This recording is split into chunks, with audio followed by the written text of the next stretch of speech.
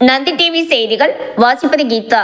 தமிழகம் தலைநிமிர தமிழனின் பயணம் பரப்புரையில் முத்துக்கடை பேருந்து நிலையத்தில் பாரதிய ஜனதா கட்சியின் மாநில தலைவர் நயினார் நாகேந்திரன் பரப்புரை.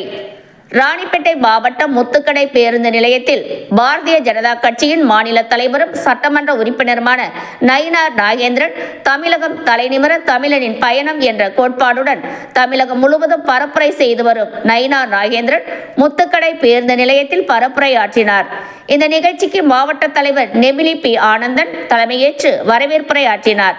இதில் பாரதிய ஜனதா கட்சியின் மாநில தலைவர் நயினார் நாகேந்திரன் பேசுகையில், ராணிப்பேட்டை மாவட்டத்தில் கடந்த 30 ஆண்டுகளாக குரோமிய கழிவுகள் அகற்றப்படாமல் இருப்பதும், மாநிலத்திலேயே ராணிப்பேட்டை மக்களுக்கு அதிக அளவில் கேன்சர் நோய் உள்ளதாகவும், கஞ்சா போதைப் பொருட்கள் அதிக அளவில் புழக்கத்தில் உள்ளதாகவும், குடிதண்ணீர் மாசடைந்து வருவதாகவும், இதனை கண்டுகொள்ளாத மாவட்ட அமைச்சர் ஆர் காந்தி மற்றும் தமிழ்நாடு முதலமைச்சர் மு.க. ஸ்டாலின் அவர்களுக்கும் வரும் 2026ஆம் ஆண்டு சட்டமன்ற தேர்தலில் பாடம் புகட்ட வேண்டும் என்றும் பாரதிய ஜனதா கட்சியினர் மற்றும் மாற்று கூட்டணி கட்சி நிர்வாகிகள் அயராது பாடுபட வேண்டும் என்றும் பேசினார்.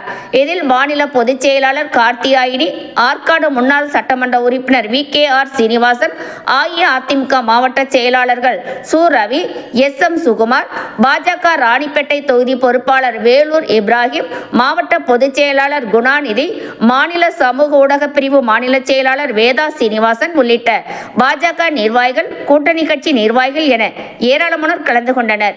இறுதியில் மாவட்ட பொதுச் செயலாளர் சிவமணி அனைவருக்கும் நன்றி தெரிவித்தார்.